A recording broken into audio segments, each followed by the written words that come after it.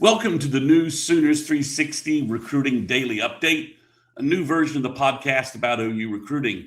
I'm going to try a smaller format daily show for the next 30 days, see how it works, see what the feedback is like, and see how my audience likes it. This video is sponsored by Sooners360 on Patreon. To support this video, please go to patreon.com, use the search feature, type in Sooners360, no space, follow the search results, and click subscribe. It's only $2 a month. There's also a free trial option, and that's where I'm posting my regular recruiting content. Also, please like and subscribe to the YouTube channel. Subscriber growth greatly helps my channel with the YouTube algorithm stuff. It's really based upon the number of subscribers you have. Subscriber growth gets your channel seen by more new viewers. So if you're watching these videos and you're not subscribed, please subscribe, guys. You see a lot of content producers harping on this issue, and it's because it's the major way to get YouTube growth going. So this is May 13th, looking for the next David Stone. So OU has had, presuming they signed the three guys that are currently verbaled, OU's had two back-to-back defensive line recruiting classes that have not had a legit top 100 5-star, top 100, top 50 5-star, elite rankings defensive tackle in the David Stone range. Now, it certainly looks like for 2026 that OU hit the mark with Tankosaurus Carrington, that maybe he is going to end up being closer to his early rankings where he was a top 50 defensive tackle before he lost weight due to, I believe there was like a dental, I think he had like a problem with his teeth with braces or something like that, where he lost some weight, also had like an illness.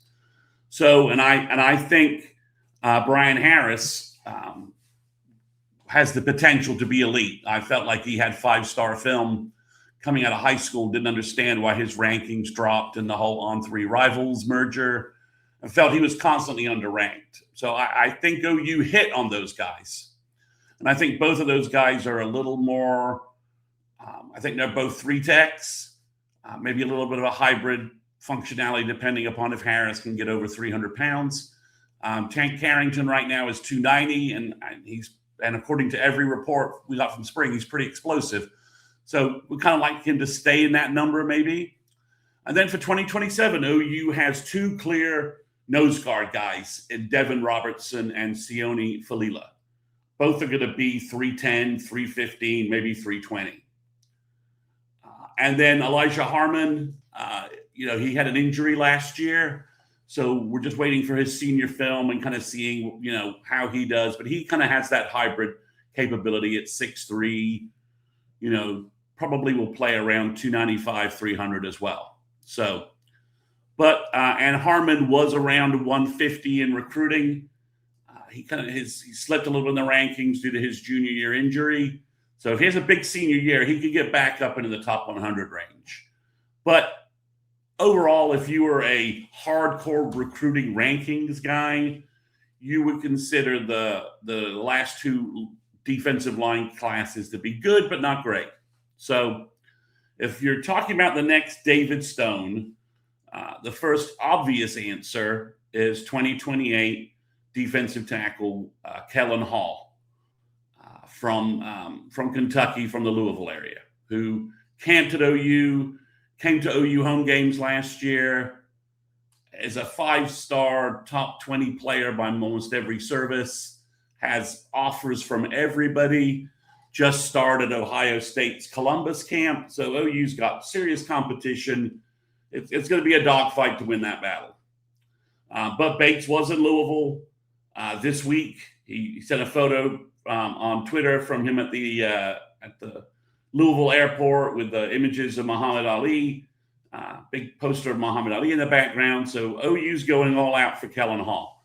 But they've also made two other offers of two guys I think personally have elite defensive tackle type potential. One of them's already jumped into that range. The other one I think is woefully underranked, and we'll take a look at his video and you see if you can agree with me. But we're going to look at two different defensive tackles today who I think OU should make a big focus and who I think could be elite guys, could be top 50, top 75 guys by the time the 2028 rankings have sort of have been put to bed in basically around December next year. So let's look at the first one, and let's look at his rankings. He is Geraci Carson. I have talked about him on the big podcast, the main podcast on Wednesday nights before. OU offered recently in person Todd Bates when he was he's from Mississippi. So when Todd Bates was in Mississippi checking in on Devin Robinson, he went in person and offered Geraci, I believe it's Geraci Carson. Carson is 6'4", 6'5", long wingspan, 285 pounds. Probably could easily play in the 300 range, 305, probably 310. And as you can see, as I keep mentioning in these videos, so please excuse me for repeating this. 247 has updated their rankings, whereas Rivals 2028 rankings still haven't had a major re-ranking lately. They're still focused on their 2027 rankings, and updating those more frequently, which I understand that's the cycle most folks are interested in, but 2028 is moving to the forefront quickly. So we're going to see a Rivals update, a big Rivals update pretty soon. But as you can see, Geraci's moved to number 66 in the country on 247. He's the number 9 defensive lineman, and they have him as the number 1 player in Mississippi, which is interesting because the running backs, they have him over the 2 Mississippi running backs I just featured the other day. So Geraci he blew up at a camp event. I think it was in New Orleans in February, where everyone was just like, who is this guy? Where has he come from? And from there, his recruiting has just blown up. He's got offers from everybody. Todd Bates probably has OU in this competition, but OU needs to get him on campus at some point, either this fall for a game. You'd love for him to come this summer and work out a little bit. But Geraci's flying up the rankings. So let's take a look at his quick video. Now, we've only got 2 minutes of his video because he split his video from O-line. He plays both. He's two-way player. So I'm only going to show you guys the defensive line portion of it because that's where OU's recruiting him. Todd Bates made that offer. Bill Biedenbau's nowhere in this recruiting. OU wants this kid at defensive line. And I think when you look at his video, you'll see why. All right, so he's playing defensive end here, kind of a 3-man look, and he just blows through there, ragdolls the running back, tackle for loss.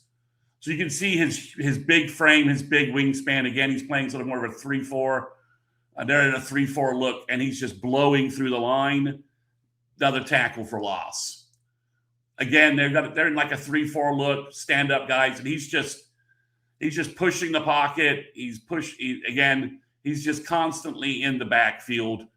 He's got get off, size, length, just power through there to get to the running back. And he's playing a little more of a D tackle position here, and he's too quick, he's too fast, and his wingspan allows him to put a hand on an offensive lineman before anybody else. You see, he sort of got skinny there and shot through that gap on the goal line. Another tackle for loss. He was playing an inside position more there. Again, he's more at the defensive end sort of position, but again, he's another tackle for loss. He's in the backfield constantly. And so, as you see, they say he's blowing up the line for the tackle. He's just driving everybody 3-4 yards back. You can just see why. And his frame, I mean, he's got so much room to add strength, weight from his 280, 285 range right now. He can be, again, 305, maybe 310. It's very, very young Gerald McCoy-like, to use from a high ceiling kind of example.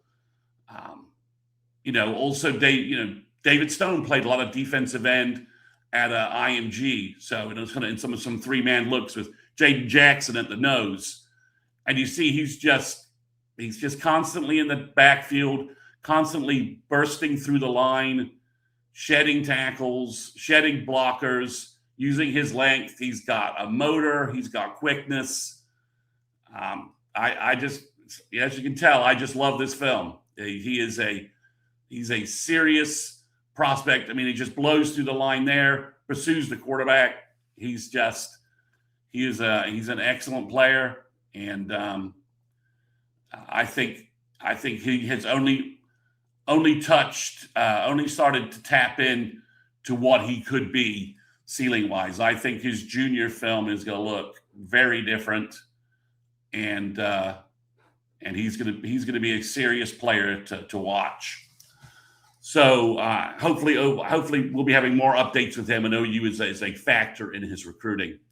So the next player is Shaggy Alexander. He is from Raven Gap, Georgia. Goes to Nakuchi High School. I think I have that right, or maybe it's Raven Gap. Nakuchi is the name of his location and his high school. It's in North Georgia. I'm pretty sure that's where Gunnar Stockton came from, I think, or around that area. I'll have to double check that. He is a teammate of OU 2028 linebacker target Jay Shell, who was on campus during spring ball, who I mentioned. He was at the spring game. Jay Shell got to meet Bosworth and OU, and he's known Brent since like middle school. He went to camps when Brent was at Clemson. So OU's got a teammate connection here. If they make a move with Jay Shell, that might help them with Alexander. He's moved up the rankings. 247's moved him up all the way to 186. The number 19 defensive lineman in the country. As you see in this video, I'll be surprised if there are 18 better defensive tackles than this kid in the nation. But you guys can be the judge. You'll see the film. Obviously, Rivals has him as he should be a 4-star with a 255 ranking, number 24 D lineman, the 35th player in Georgia. That should all be 4-star kind of grades. And as I keep mentioning, ESPN is just nowhere because they haven't done anything with 2028. So I think he's probably, if he puts together junior film that's similar to what I'm about to show you, I think he'll only rise in these rankings. So I've teased it enough. So let's go to the video. Got a little longer video for Shaggy because he doesn't play offensive line. All right, here we go. All right, you see he's playing 3 technique. Okay, just bursts through the line and sacks the quarterback. Playing more of a nose in a 3-man front, just holds up everything and then disengages, tackles the running back for a loss or for no gain. They've got him here more in a defensive end position, and he just shoves the tackle out the way with and just accelerates and sacks the quarterback. And they're playing good competition. This is Georgia high school football. It's the north part of Georgia. There's lots of talent up here. So he's playing some good teams. Again, they've got him at more of a defensive end position, and he just smashes. Quarterback forces a fumble. No one gets him. No one can get a hand on him. He's blowing everything up here, making the tackle for loss. Denying Jay Shell, I guess, tackling opportunities here, but he's causing chaos. He's disrupting pretty much everything that the teams are trying to do. Bursts through the line, forces a fumble there, another sack. Again, he's through the line. He's attacking. He's just a force. I think he is woefully underranked. He's 6'4", 275 now. When you look at his frame, he could easily be just leave him at 3 tech and let him add the weight that allows him to be as explosive and as powerful as possible. So whether that's 300, 290, 295, it doesn't matter. Just you want this kid being this quick, that fast, getting upfield and sacking the quarterback from the interior line. This is the guy. You complement him with the nose guards that OU could add in 2027, and that's probably a personal foul penalty, but he's just hitting kids. When you add this, when you think about this guy in combination with Carrington, Harris, and then in combination also with Harmon, Falila, and Robertson, who could, be bigger nose guards. Like you can let this kid play at 290, 295 because he's this quick, he's this fast, he's this disruptive. You line him up with a big nose guard, and he's just going to be incredibly effective. And Sione Fafila could be 6'3", 320. So that combination works for this OU, for this Brent defense. Grayson Halton, working with Dom Williams worked this fall, right? That was a 290 guy with a 350 and 320 guy. So he's just his quickness and ability to hold up are excellent for his size. And again, he's playing good competition. So I think it's clear that there are flashy plays from him left and right. He just burst through the line, another tackle for loss. That's a good 5-6 yard loss. He's just making plays left and right. I just think his upside and his potential. I think his junior film could be top 50 kind of elite, and he's a perfect fit for what OU wants out of a 3-tech. I mean, just look at him following the line, going down the line, making the tackle there. So I think both of these guys, Carson and Alexander, if OU could get one of these guys to complement to go with Hall, it would be fantastic. You'd be reloading on the defensive line, complementing what you're doing in 2027, and it would be a great class for Todd Bates, similar to the Jackson Stone Hall, if he could land Hall and maybe one of these guys. I got a couple other defensive tackles to show you some film. So these aren't the only guys. They got another guy that I'll show you in a video coming up. He's at Bishop Gorman, very interesting as well. But I think this highlights that OU is definitely going after high-end defensive tackles in 2028 when you factor in Hall and Carson and now Alexander. That's two top 100 guys. Another guy who's in the top 200 who I think could easily be top 100. It's and they've got some connections. They got some connections with these guys, so hopefully OU will stay involved. So that's the video for today. Please, again, like and subscribe to the YouTube channel. Go to Patreon. Find Sooners360. All of this helps the channel, helps keep it free, helps me giving you quality recruiting videos every day, which I hope you like. Please, in the comments, let me know on YouTube how much you like the new format and whether you want me to keep doing the daily recruiting videos for you. Thanks.